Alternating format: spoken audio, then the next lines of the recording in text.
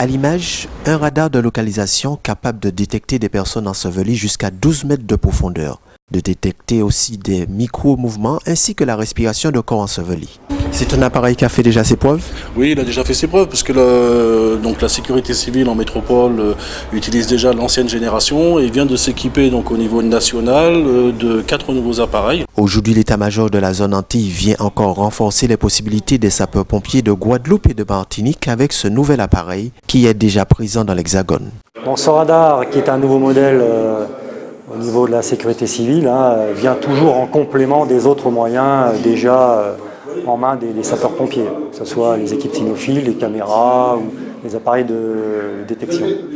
Outre les rencontres de remise à niveau, il s'agira pour chaque SDIS de former ses acteurs de la spécialité, une mutualisation bien en marche. Forcément, il faudra qu'on puisse faire beaucoup d'entraînement pour nous permettre de bien comprendre, bien interpréter les courbes, parce que c'est un matériel quand même sensible qui demande justement un entraînement continu.